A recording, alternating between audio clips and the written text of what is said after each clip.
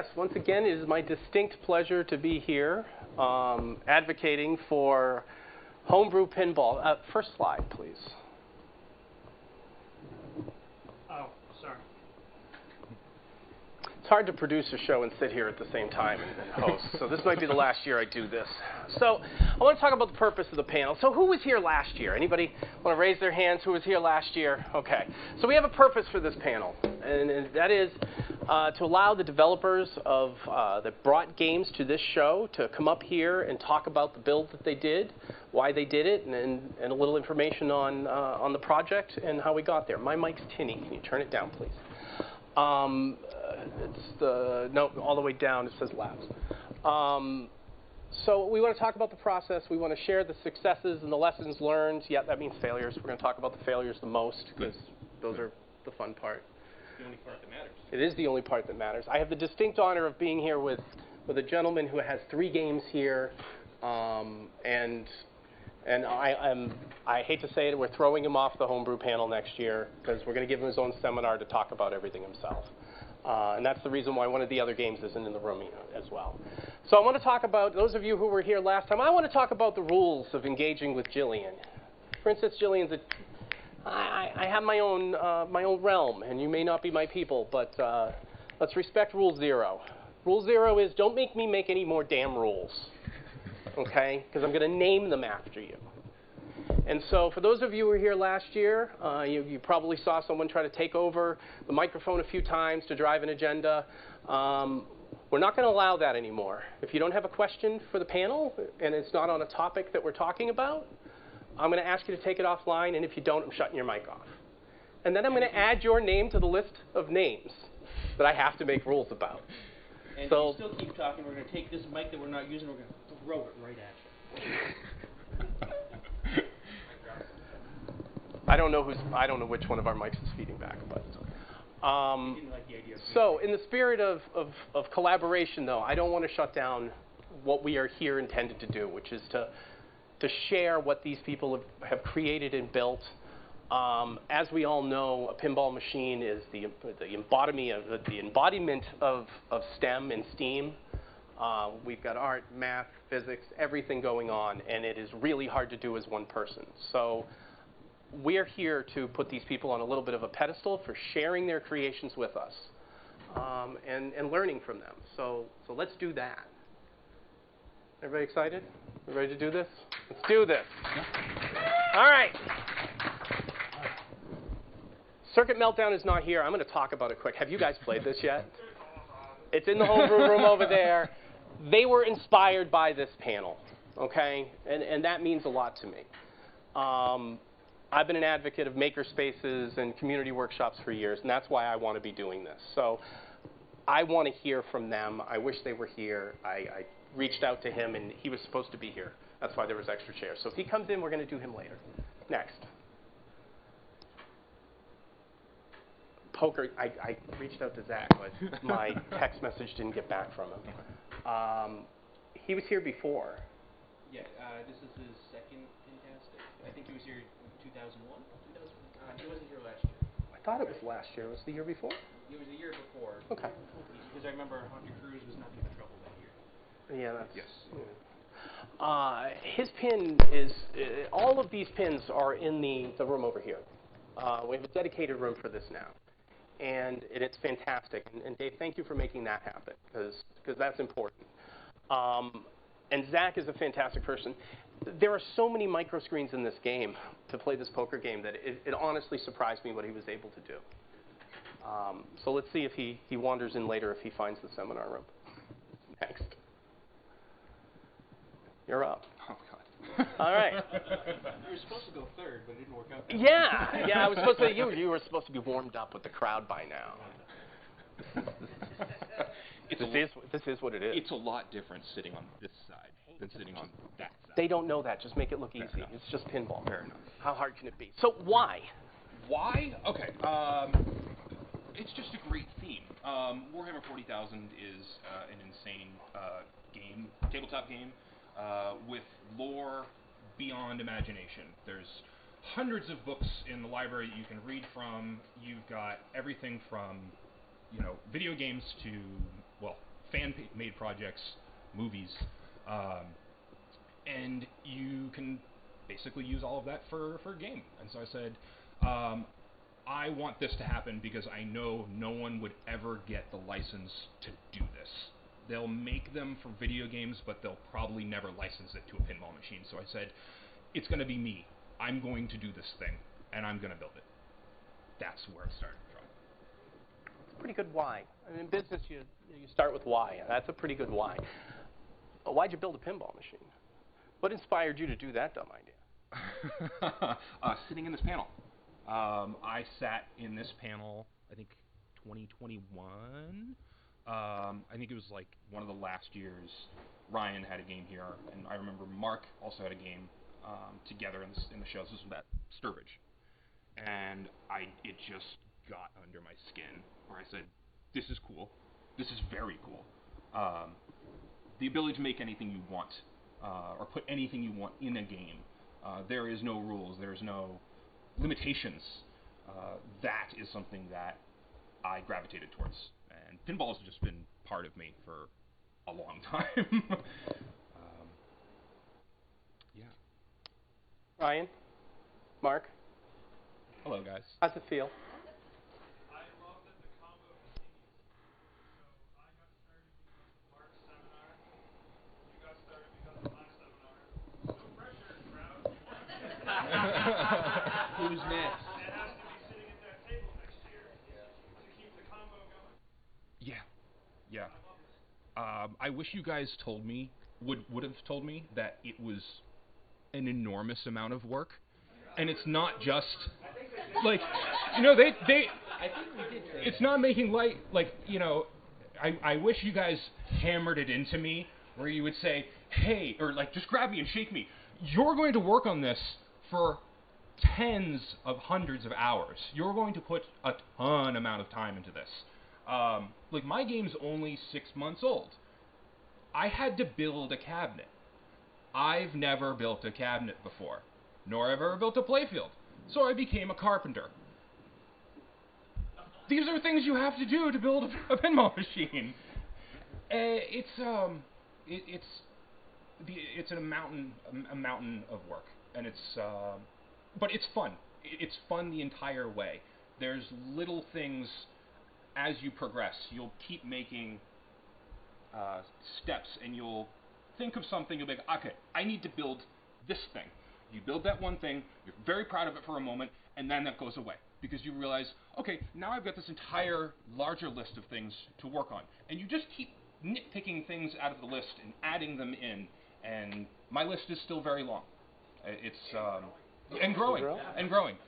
Being here and seeing a lot of other machines that you wouldn't normally see or get to play, maybe in like a bar or maybe a barcade or something like that.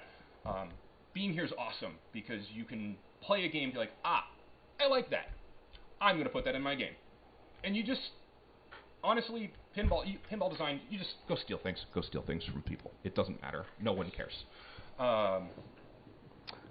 Give me my slide back for a second. All right. When did you start? You've already answered that question. Which one? You said, when did you start it? When did I start? Yeah, you already answered that one. Yeah, I bought my boards from Fast Pinball January 1st of this year. And then, how did you get started? How did I get started? I bought one machine, came to the seminar, decided it was cool, started building things. Basically the day after. Okay, but the question's too open-ended. That's a bad question. What was the first thing you did to get started? You bought the hardware? I bought the hardware. I got it in the mail. I had no parts or anything like that. I went upstairs to my workbench. I took everything out.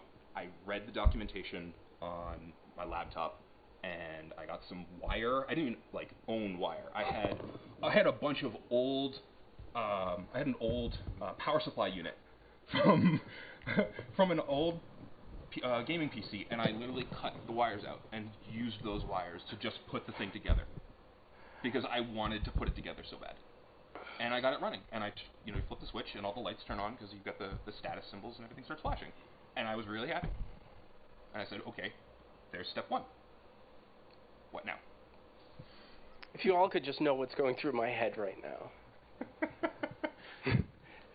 So Mark and Ryan, what I've heard here is that you inspired this human to build a pinball machine. He just went out and bought hardware and just started doing it. Yeah. Isn't it amazing how easy that was? You can do things. You don't need permission. You can just go do stuff.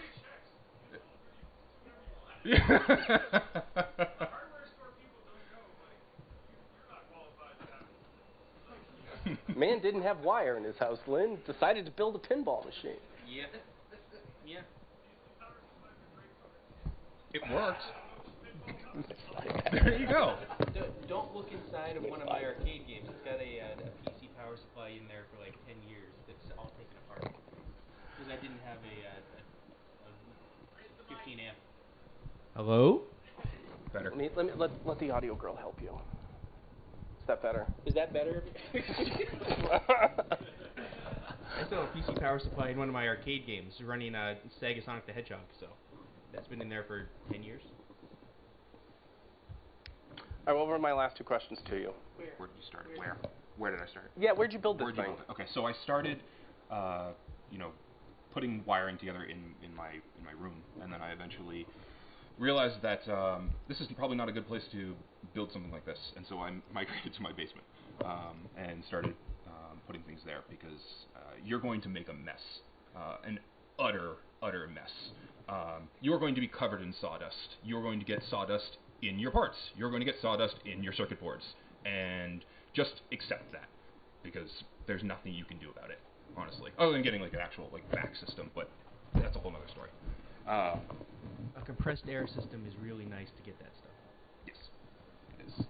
That's where I started. Did you get help? Yes. I got an ungodly amount of help. I asked a lot of dumb questions, and that's okay. I've even gotten help from Lynn. Lynn helped me immensely on my first day coming in because I was rushing to get to the show, and I wired things wrong. And I blew some fuses, panicked a bit, calmed down, and it works. It does flip. Things score, things work, it's playable. And then you had the wrong size fuse, which thankfully I had some right size fuses, so it continues to flip. Yes, Lynn got me correct fuses, which helps immensely when you have the right stuff. Fuse dance. Do you want to do the fuse dance? Can you show us? Oh yeah, the wiggly fuses. I put a 6.3 in there since it's all the high power stuff. It would ban. You could control it with the right flipper. You just watch it bend up and down. No. But however, if you take that dancing technology and put the right frequencies in it, you can make music. Yeah. But there you go. You learn from others. Where I asked the most questions was probably the Fast Pinball Slack channel. There's a whole lot of other builders out there who are willing to help you get started. And then once you have asked these questions, there will be other people who come along and ask you the exact same questions you've asked, and you can help them out because it's a big old help fest. Everyone helps everyone. This community is too small, and we want to get people into pinball and more interested in this. So there you go. And we already answered the hardware question, software question. You've already answered that. Yes. So. I'm using Mission for framework. Mission for code and framework. I am following the footsteps of Mark and Ryan. So they used Fast and Mission. I used Fast and Mission. It's really approachable. It keeps expanding. There's new versions. It's completely open source. So if you really feel like contributing to Fast Pinball or Mission Pinball, you can do so and make it better. And we are going to have time for questions at the end. So, next slide. Magic Forest, Lynn. Now, Lynn, Hi. You have 3 machines here. Yeah, I have 3 machines. We have Frozen, Haunted Cruise, and Magic Forest. And I've had the pleasure of seeing Lynn's shop, so I can actually answer some of these questions myself. But we're going to make you go through the whole damn process all over again before we kick you off the panel permanently. Yeah, all right. So can we have Lynn's slide back up? No. Then can I plug my laptop in so you can see pictures? Yes. Yeah, why don't we do that? Yes, we will have you tap dance off of this slide. Where's your laptop? It's somewhere over Here, give me your laptop. Let's do the slide first. All right, go ahead. So why? Why this one? So I know why. We've already heard the why of the Frozen. Frozen was for your daughter. For my daughter, yeah. Right. We've heard the why of Haunted Cruise. Okay. At least I have. I mean, if you'd like maybe to tell the I why have no of Haunted idea. Cruise.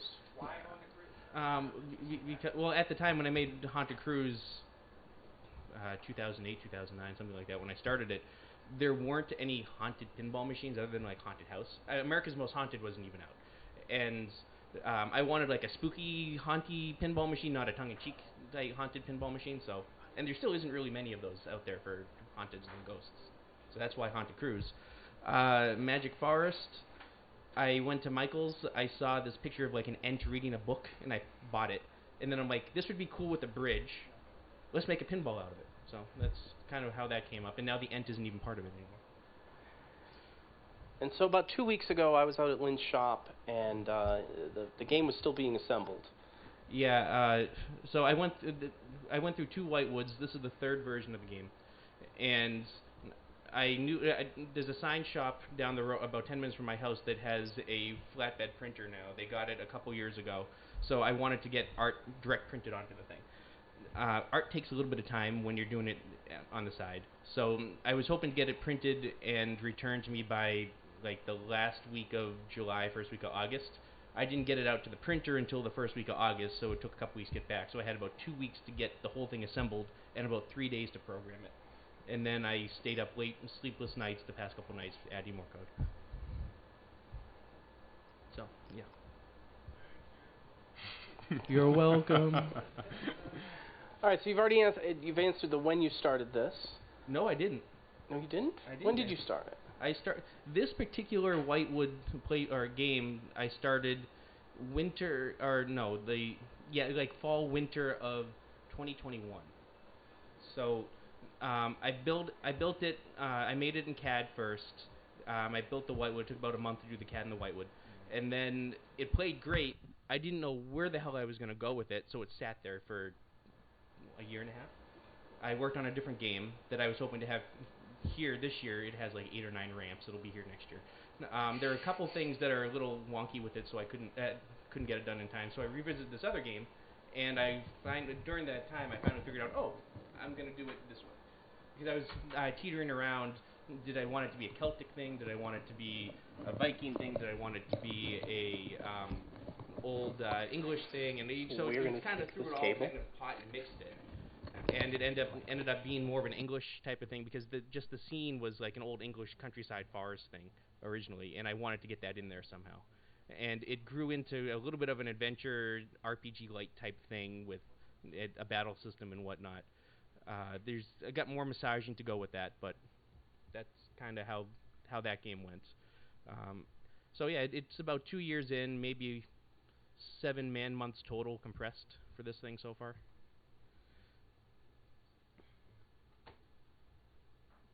Talk amongst yourselves. I need to direct at the same time. Sorry. What? Nothing. Are you mumbling to yourself? Yes, to the audience because I have a mic on. Turn me down a little. It's too loud. Give me my slide back for a second, please. Sorry, this multiprocessor's not working as well as it used to, kids. I'm sorry. All right, wait. I don't need my slide. So give me the camera back. It's fine. So you have a shop in the same building that EMP's in. Yeah.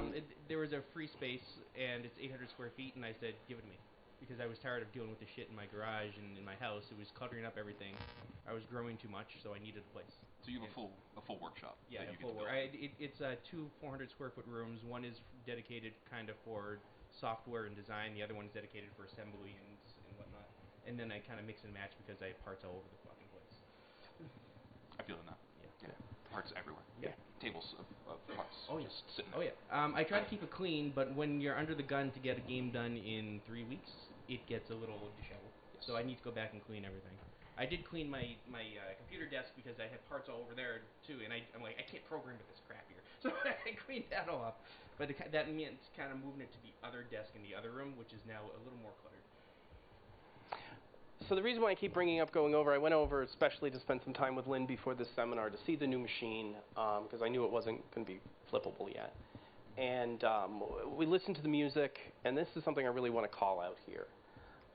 The attract mode music score, when I saw it, I got goosebumps.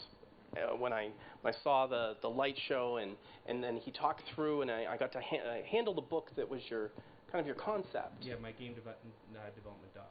And so at the time, it's changed a little bit. And so reading that and then seeing the process going on there, it is fantastic to see this thing flipping under glass today. It really is.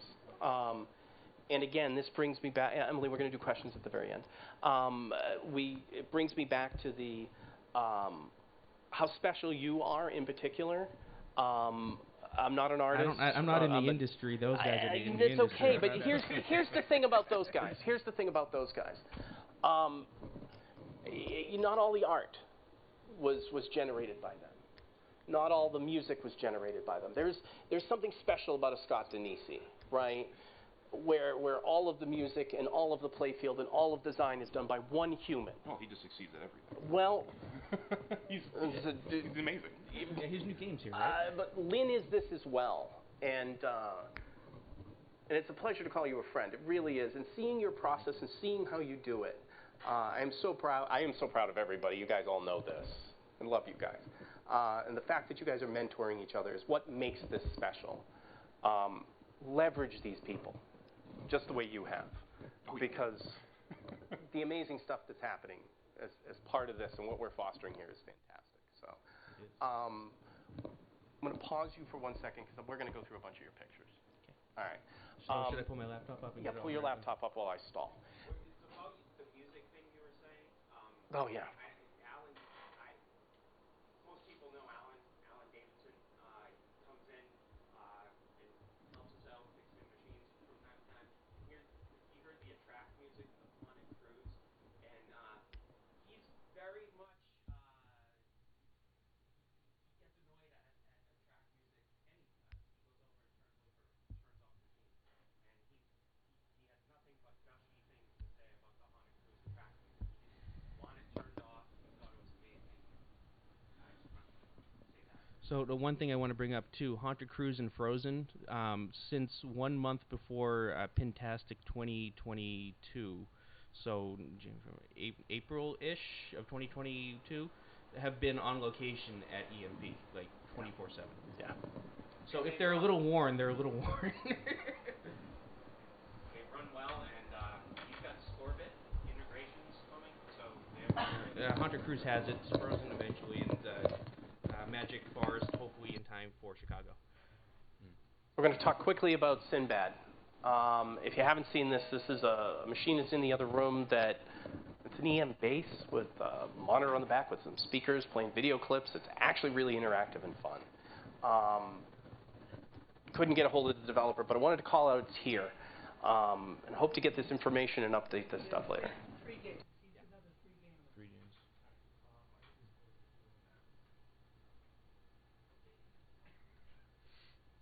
All right. Now screw up continuity here, which is the worst thing you do. You're going to go over there, Lynn. You have to go over here. Okay. I'm busy. Where am I going? You're coming over to this seat. All right. Yeah, I'll give a little fill for Aaron. I went over to TJ's game shop in Milford, which is like the largest gamer store in Metro West. Yes. And he had this big window display for Warhammer 40K. Yes. Oh, wow, Warhammer. That must be a very big game nowadays. It is. It's very popular within that community Yeah, of people. and TJ is a very cynical guy. But when I said, there's this guy here who's making a pinball for Warhammer 40K, he actually paused a minute. Really? Yeah. Yeah, it's a lot to work with, and I think it's the most fun. There's something kind of for everyone. It's everything. It's everything in the lore from Space Marines, Orcs, Elves, you name it, they got it. You can't go wrong. You really can't go wrong. Yeah. Should we take questions while we do this? Any questions while we do this?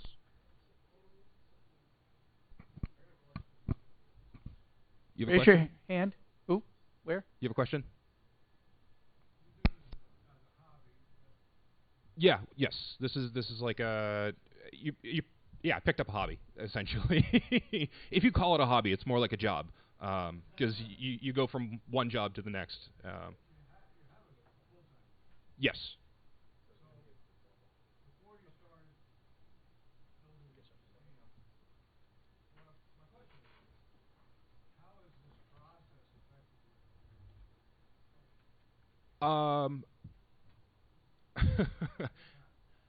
It eats up your free time essentially.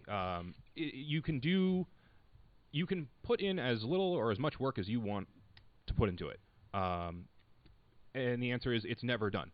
You'll never feel like this is done. I'm like 3 months into my build, and I barely have any code. I've been writing things. I still have so much to add, and I don't feel I'm like a perfectionist. So if I see a little thing, I'm gonna probably try and fix it. You get innovative with creating something like this. So you do whatever you can to just make progress. It's it's like a time suck, but it's a fun time suck. You kind of Because it doesn't suck. You pick your battles.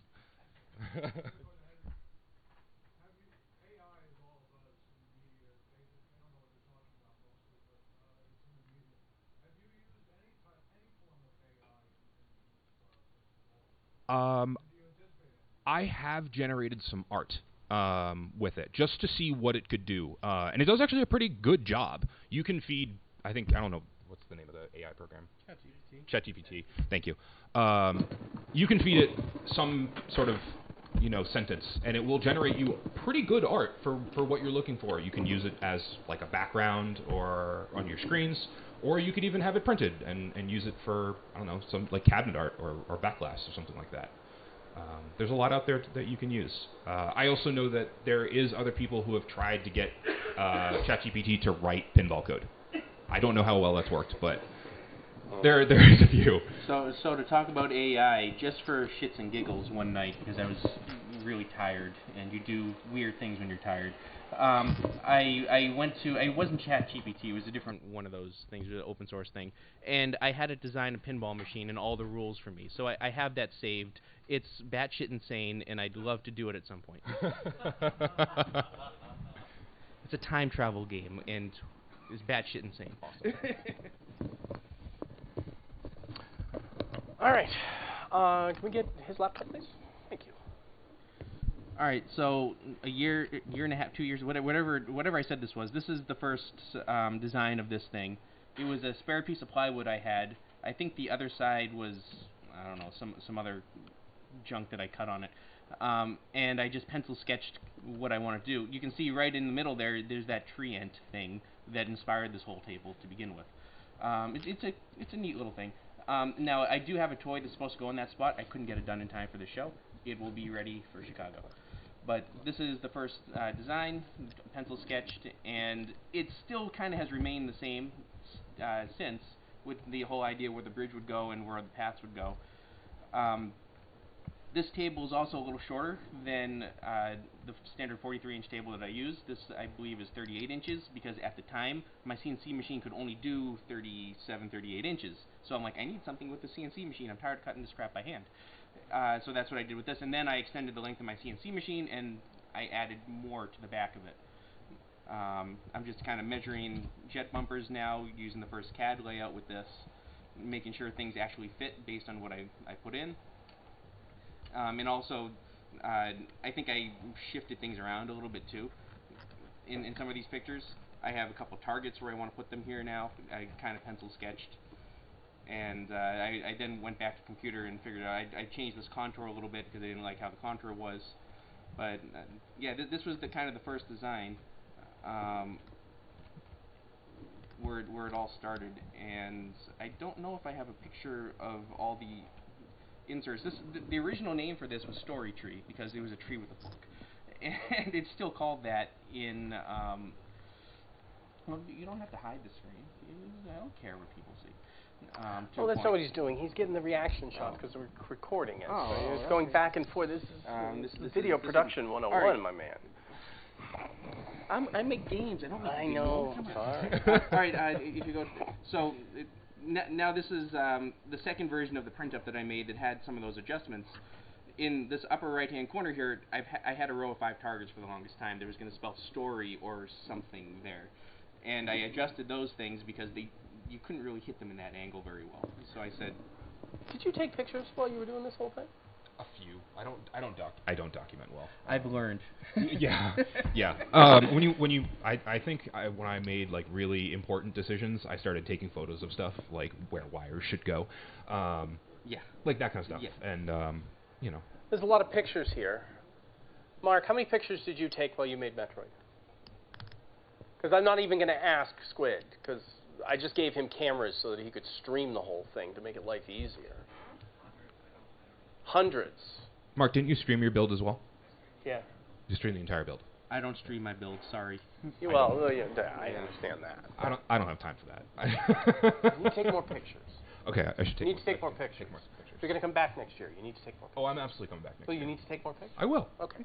Right. Carry on. So in this picture, this is even before I got some of those targets in. I started putting little red posts where I want targets to be to kind of see if it's about the same size. And if you look really closely, you can see some things that say Fable on one side, and there was going to be a book in the middle. One side was going to be Fables, one side was going to be short stories or something. And I was going to kind of look to see some of the old ones. I didn't go that way. Here's the bridge I was cutting out, first version of the bridge.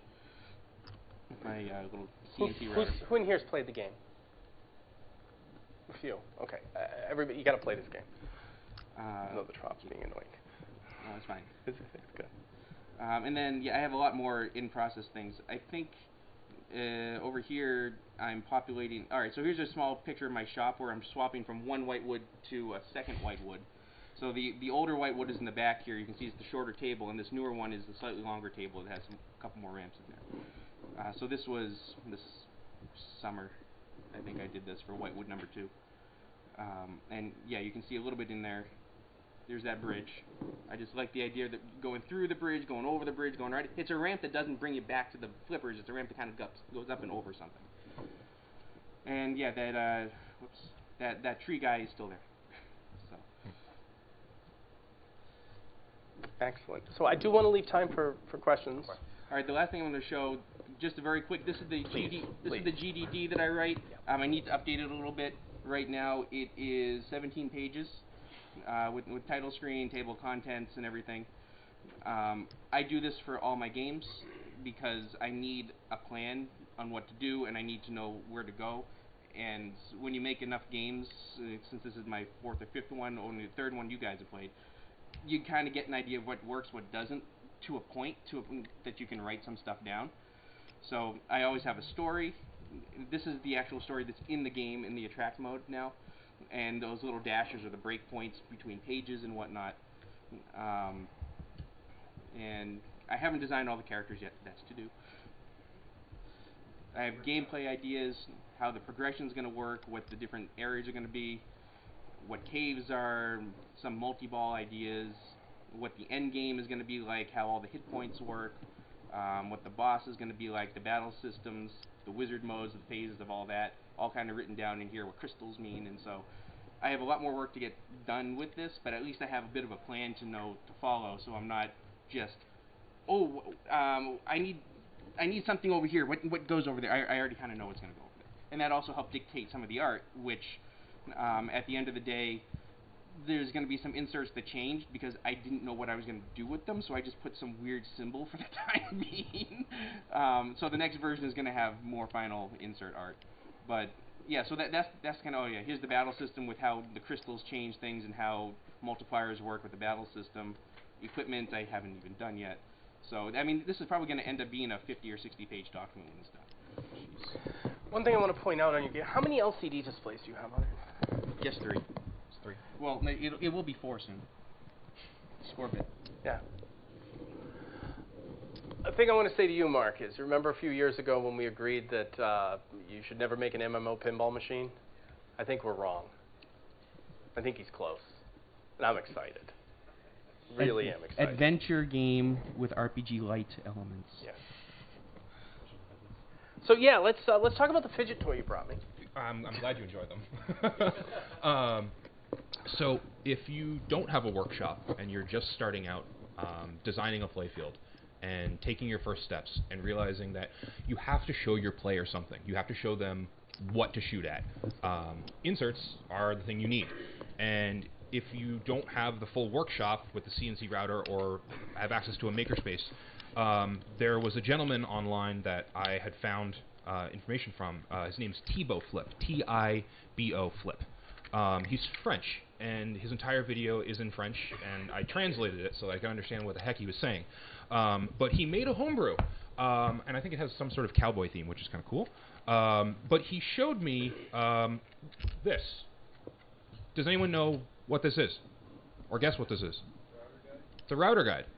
And so he broke down the process for me of what I need to do to design in CAD, or eventually, in Fusion 360, and then eventually into like Prusa Slicer to 3D print these out. These router jigs, which basically just come with two parts. They have this one here.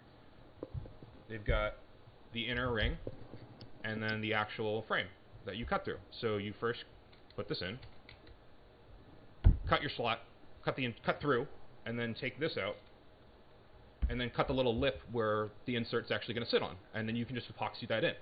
And if you do it right, they all either just slightly raised above or completely flush with your playfield. Or you could have a makerspace.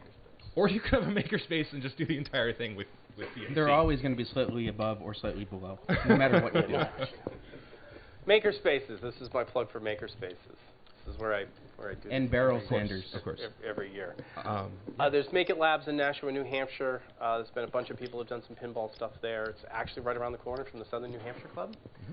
The big place in Worcester is not called Tech Shop. It's called what? Technicopia. In Worcester. In Worcester. And then you have Artisans Asylum in Somerville.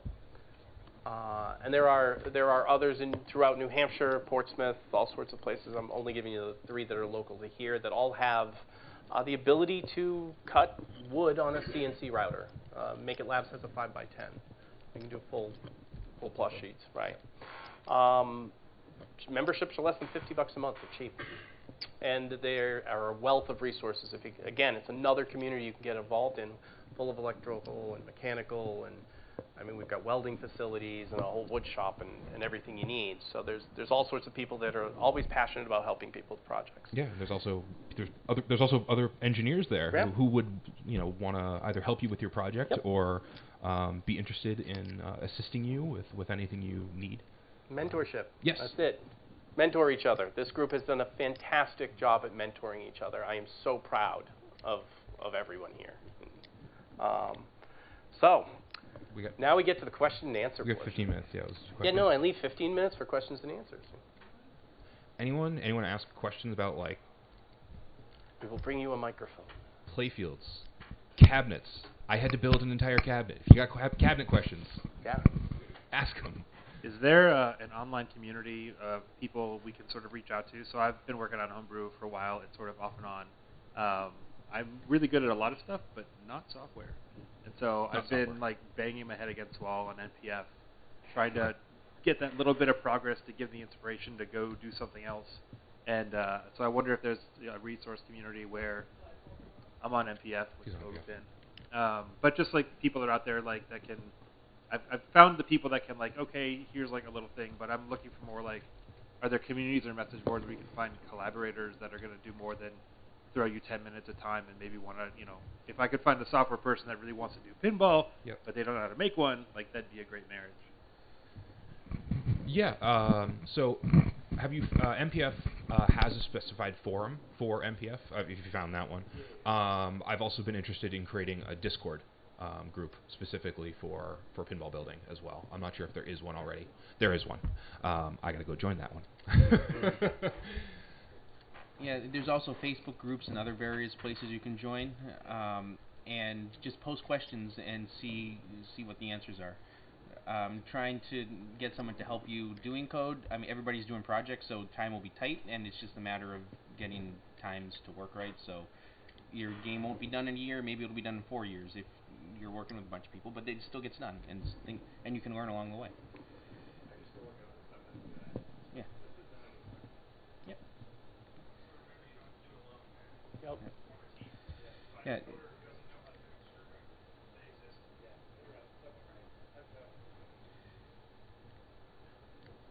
Anyone else?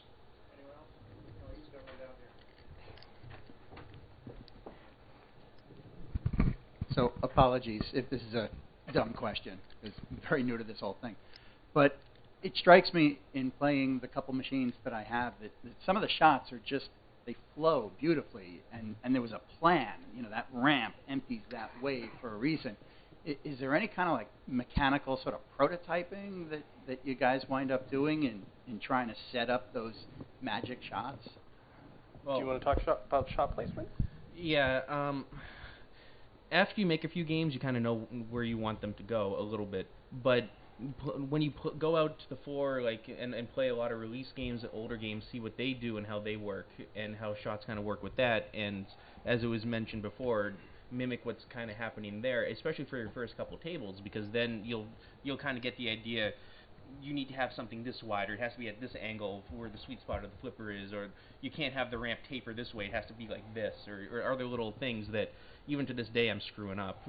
Then you won't know until you make your first whitewood, flip around, or paper, or whatever it's going to be, to flip around and get some things right. And then once you get your basic shots right, like your fan layout or your 3-flipper, whatever it's going to be, basic shots, you'll then see, oh, I'm hitting here quite often, so maybe I should put something easy there. So that's where a ramp should go. Since you're always hitting there, you can go super high up if you need to or something. And then where that ramp goes, that's up to you. Like it can there's a lot of Gottlieb games that just drop it in the middle of the playfield, and other games feed it nicely to a flipper. Other games like send it to the back somewhere. I mean, where it exits is all up to you. But finding where those shots are really, for your first couple tables, you just have to have flipping things, tape paper around with painter's tape and strips of cardboard or something, and just see how things shoot. And you're like manually flipping the flipper, like, or you can manually flip the flipper, or you take your hand, just throw it around, and kind of see where it goes. Yeah. I mean, you and Mark were eventually talking last night. Yes, we were. In fact, my game is now designed by Mark. Yeah, I mean, eventually Don't ever you're say that. JJP will want royalties. eventually you are going to need to put power on those flippers, because just throwing it by hand will get you the idea of where things coming out, but not how it goes in. Because every flipper coil is going to be a different power with a different type of sweet spot, and every coil stop is going to be a different type of sweet spot too. So you're going to have to pick a set and just run with it. Find your favorite game, see what flippers they have, use those flippers, and then you at least have an idea of where to start. Mark and him I caught the two of them talking in the room last night. Yeah. And Mark had pointed out one shot there that my shot placement was weird. Yeah. Nothing really lined up all too well. But the simple solution that he gave was so obvious. Oh yeah, it was just bend things into place until you're happy well, with them. I think more of what it was like take a yardstick or a piece of metal and put it here and throw it at the ramp and see if it goes where you think it's going to go. Or, yes, or he did. Not, he did right? kind of show me tips on how to design things a little bit better. Yeah. You kind of look at where your slingshots are, and you basically take like a ruler or like something metal straight and line it up with the feed, I guess, from your orbits or whatever shot you want coming towards it, and you basically just measure it as best as possible, and then you drill it in place and put it there. And sometimes it works, and sometimes it doesn't. And so one thing I'm going to add to that is when you use the straight edge, just also remember if the ball goes slow, gravity takes control and pulls it in more. Or if the ball goes really fast, it'll throw it out a little bit more. Yep. But it'll get you at least a rough area. Yeah. But yeah, I mean, it's a lot of be prepared for a lot of iteration and a lot of failure. My game, where the spinner in my game is, it used to be a kickback, and I learned that getting a coil to sit flat on a playfield and have it fire the ball back at the player is very difficult to engineer. It doesn't like sitting on the playfield, nor does it like staying. It likes to basically rip itself out, and so that's why there's a spinner there now, because it's a headache. The whole thing's a headache. You can always use a slingshot kicker. You can do that as well. Or even a Gottlieb kicking target. Kicking target or auto plunger. That'd work. So this question is for all the homebrew guys here that build stuff, and I know all of you. What do you prefer for the hardware, for flipper assemblies, for pop bumpers, or drop targets? Great question. Do you go like Valley Williams? Do you go Valley? I went Williams. I went with specifically Williams 95. And in fact, most of my game is designed around Williams mechanics or Williams assemblies. My cabinet is a Williams cabinet with Stern parts slammed into it. Hey, it works. I use System 11 flippers because screw digital flippers. You give it power and it has power. I tried to use a digital flipper once with the first couple iterations, and I did nothing but burn up coils, so I said never again.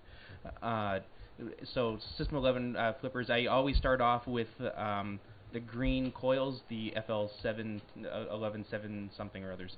They're 11.753s. Yeah, they're the second weakest coil ever, and that's actually what Frozen and Magic Forest have right now.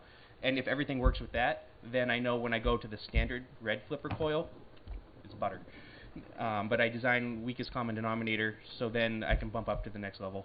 With the exception, the game I have next year, I have a 6-inch tall ramp, so that I do have one of the strongest flippers on that right now, but I think I can bump that down a power a little, or a coil. And as for the jet bumpers, I used to use Williams, and the slingshots I used to use Williams, but lining that stuff up is a real pain in the butt. So I'm using the Data East full jet bumper assemblies right now. It's just easier to drop it in, especially with my equipment. Getting top and bottom cuts is a little wonky with my router. It's a little trapezoidal. And same with the slingshots. I use the single assembly Stern ones. Pinball Life has no-name brand versions of that. It just makes it easier to drop it right in, and you don't have to worry about lining all the coils and stops up. Other than that, any Williams mech that I think is cool that I can get my hands on, I get it from everywhere. Pinball Life, Marco, Pinball Spare Parts Australia, whatever has it. So we only have 5 minutes left. You just said something about parts, which I wanted to address earlier, but I forgot. Do you want to talk about your mushrooms? Yeah, mushrooms are delicious. No, I wanted to, I have a bunch of older parts going into some newer games. Like 3 years from now, look for banana flippers. But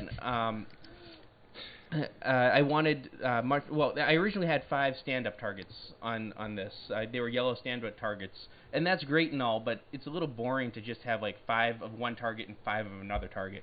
So because it's a forest, I figured why not change it to the mushroom bumpers. You don't use those that often, and they just kind of fit nicely in the theme. And then I replaced 2 of the other targets with the leaper targets, which I had to get those assemblies from Australia because Marco doesn't have 1 or 2 of the parts of the thing, so I now have 20 or 30 of those leaper assemblies that I can drop into whatever I need. And I put little rabbits on there so so it adds a little bit of motion, it adds a little bit of variety to the targets, even though they were just stand-ups. So just build your game with stand-ups and then figure out how you want to change it later on, really. And if there's a part you really want you can't find, take your time. It took me a couple years to get these mushroom targets. It took me 3 years to get the banana flippers. Take your time. I think it took me 5 years actually to get the Tales of Arabian Night lamp mech, and I had to buy parts from like 7 different places to get that assembled at the time for Frozen. Favorite mech in your game? I already know the answer. Go ahead. Probably I bought a Tron spinner. I love Tron. I love that game, and I said I'm taking this. It's going in my game. So yeah, I bought most of my parts for like Pinball Life and Marco, except I'll tell you right now, finding a 3-bank motor cam, those are impossible to find. I don't know where to find one. If you know where to find one, please come find me after the show. Thank you. Any other questions? Yes. Why don't you give people an idea of how much money you spend? Have a good day job. As moderator, I need to specify the question. This is bill of materials only, correct? Yeah. Lane, would you like to go first? As you mentioned, right, you got a bunch of spare parts, right? So that helps build a So don't go by what I do. When I needed wire a few weeks ago, I bought 7,000 feet of wire. Okay, so don't go by what I do. If I need posts, I buy like 100 posts. or 400 of something. Don't ask me, ask him. There's some stuff you're going to have to buy. Some stuff you can actually make and 3D print. Like my posts in my game are 3D printed. They work great. You can beat the heck out of them and they work fine. There's a lot of other stuff. Ramps, you can 3D print those. You're going to save a lot of money by doing that. I've documented how much I've spent. Right now, with everything together, total, I have to buy a piece of glass, so I'll add that to the total, $4,400. And at the same, with the Haunted Cruise, the very first iteration I did like 16 years ago, I bought an old, I think it was Blackjack game, Bally Blackjack, and I pulled all the parts off of that and I made it. So to start off, just to get some flippers and raw power to the flippers, a very safe way right through a switch.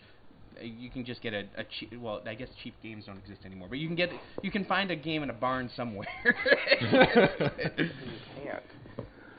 So, 4,400. Yeah. 40. All right. So everybody heard that. 4,400 is the answer. We're going to have him back here in April. We're going to ask him the same question again. Okay. Now, for those of you who don't know, the theming on this game is Warhammer. 40K. 40K. Okay. Does anybody know how much those little miniatures cost? Yeah. A lot. 3D print them. And again, we're talking bill of 3D print materials them. only. We're not talking about the time that some jerk has to paint those things. Multicolored 3D prints. So yes, that will be an entertaining question. Someone write that down because I'm going to forget it, I promise. And you, we know you've spent too much money on games, but you are in it for the long run. Spend too much money, yeah. So one last question: who has desires to build a pinball machine, or ideas, or the will, the wanting to build a machine? All right. Oh, come on, the guys in the back. Are you kidding me? You. Yes, you. You asked a question. All right. Okay. So you, Princess's Decree, you will have something flippable here in April, correct? Is that a commitment? Is that a commitment? You will have something flippable here in April, correct? You can do it. No. No, we're talking now. This is it. Even yes. if it's just a blank. Everyone heard it, yes. Even if it's just a blank whitewood with looking flippers, forward bring to it. Where do you live? Just not to call you out in front of it. Where do you live? Whereabouts do you live? You're in Framingham. All right. So you can go out to Worcester if you want to come up and get a tour of Make It Labs in Nashua any Thursday night. We'll share contact information. We'll get you some help and some resources. Anyone else? Anyone else I can guilt into being here with me next time? I'll be here next time. You're going to be here next time? You're going to build a game next time, or are you just going to help? In your head. That's good enough for me. I have not built a machine yet. My ADHD is such that I will never finish it, and I'm a perfectionist, and it'll just aggravate If me. Testa has enough time on his hands, he'll maybe have a game here. Testa needs to have less children. Yeah.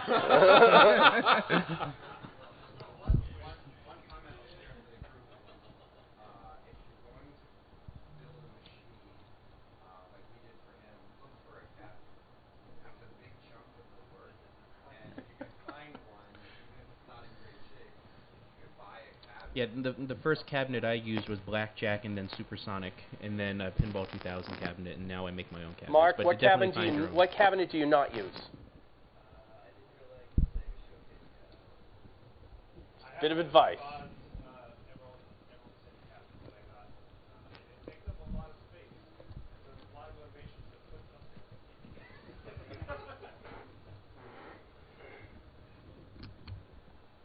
Right. Thank you all. Thank you all for your candor, for your mentorship, and your support. Thank you all for being here. End this recording, and let's go on.